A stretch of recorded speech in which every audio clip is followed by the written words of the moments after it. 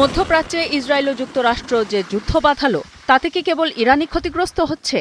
মোটেও তা নয়, ক্ষতি হচ্ছে ইসরায়েল আর যুক্তরাষ্ট্রেরও। সবশেষ একটি F-15 এবং একটি A-10 যুদ্ধবিমান হারিয়েছে যুক্তরাষ্ট্র। আলাদা দুটি অভিযানের সময় ইরানের হামলায় বিমানগুলো বিধ্বস্ত হয়। এর আগে গত ২৭ মার্চ সৌদি আরবের প্রিন্স সুলতান বিমান ঘাঁটিতে ইরানের হামলায় রানওয়েতেই ধ্বংস হয় মার্কিন বিমান বাহিনীর একটি E-3 সেন্ট্রি বিমান। আগাম সতর্কতা ও নির্দেশনা দেওয়ার কাজে ব্যবহার করা হয় এই নজরদারি বিমান। CNN জানিয়েছে ওই বিমান ঘাঁটিতে হামলায় অন্তত ১০ জন মার্কিন সেনা আহত হয়েছিলেন, তবে কোনো প্রাণহানির খবর পাওয়া যায়নি। ওই হামলায় মার্কিন বিমান বাহিনীর আরেকটি রিফুয়েলিং বিমান ক্ষতিগ্রস্ত হয়েছে বলে খবর পাওয়া গেছে।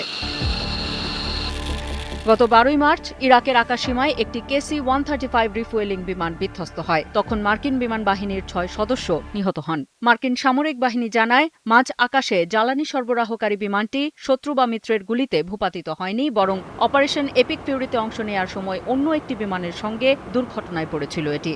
তবে দ্বিতীয় বিমানটি পাশের একটি দেশে নিরাপদেই অবতরণ করেছে বলে জানায় তারা। গত ২রা মার্চ কুয়েতের আকাশ প্রতিরক্ষা ব্যবস্থার ভুলে ৩টি মার্কিন F-15 যুদ্ধবিমান ভূপাতিত হয়। অবশ্য ৩টি যুদ্ধবিমানের ৬ জন ক্রুই নিরাপদে বেরিয়ে আসতে সক্ষম হয়েছিলেন।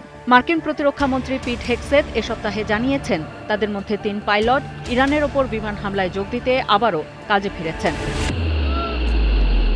এছাড়া গত মাসে মধ্যপ্রাচ্যে যুক্তরাষ্ট্রের একটি বিমান ঘাঁটিতে একটি মার্কিন F-35 যুদ্ধবিমান জরুরি অবতরণ করে। ইরানের আকাশ প্রতিরক্ষা ব্যবস্থার হামলায় যুদ্ধবিমানটি ক্ষতিগ্রস্ত হয়েছিল বলে ধারণা করা হয়।